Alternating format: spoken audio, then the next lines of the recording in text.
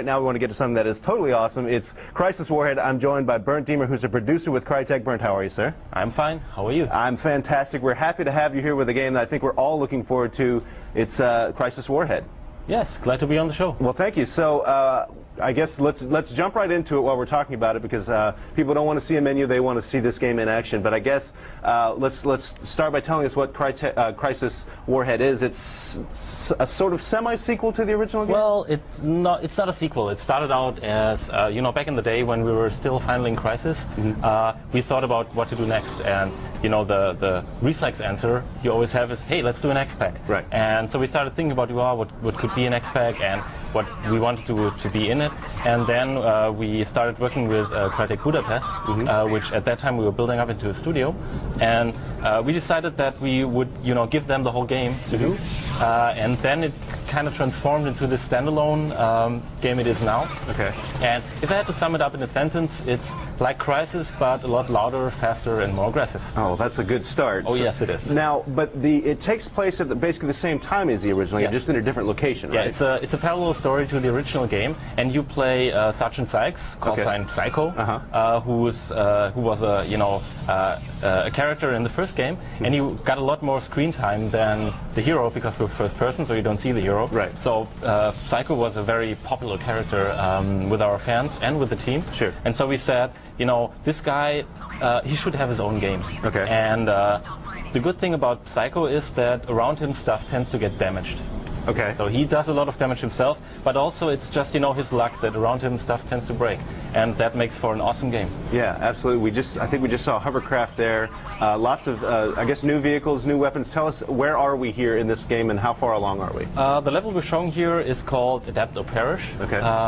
And it's roughly a third into the game. So we see here that's sort of like a racing section, voluntary. We don't have any mandatory vehicle rides in the game, which is something we're really proud of, because in Crysis they weren't as good as they could have been. So we decided here no more mandatory vehicle rides.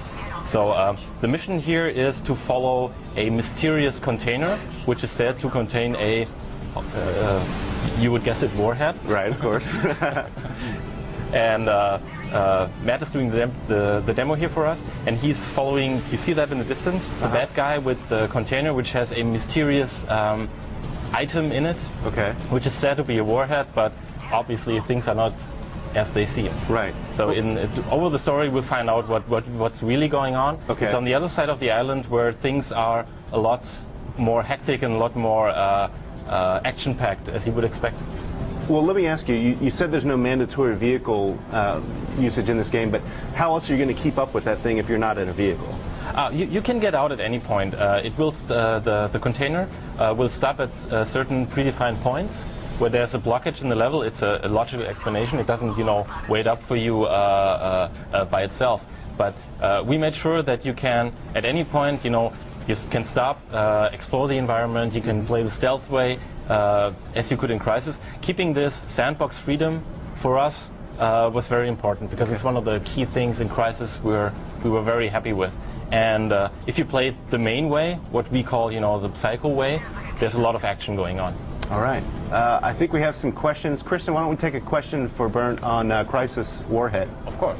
That we do. I'm actually getting a lot of people asking the same question. They want to know what the specs are, and is this going to be as demanding as the first Crysis? Getting right to the point. Funny that you should ask. Yes. So let me tell you a little story about the system specs. Okay. Back in the day when we started working on this title, we realized that Crysis is a, let's say, quite demanding game. Right. And one thing was clear from the start: we're going to have the same min specs as Crysis. So basically it will run on the same machine. But to make sure that our dev team actually managed to do that, we built a PC, which back then cost about $500, $700. And we said to everybody, the game has to run on this at all times. This is the machine where we did all the reviews, all the presentations, even the milestones for a publisher, for EA, we did on that machine. And to make sure that whatever fancy idea our creative guys came up with, that it would actually work on that machine. So that was our litmus test for stuff before it actually went in the game.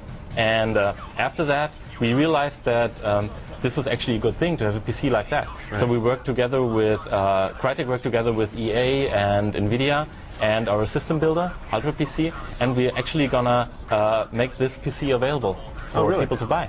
Cool. So it's that's good news that it'll run on a relatively modest computer, but obviously if you've got a super high-end rig, it's going to do some special things. What can you tell us? Crytek. Yeah, it's absolutely. It's Crytek. It's what you guys are known for. So tell me, what are you guys doing? What are you especially proud of, maybe graphically, with Warhead?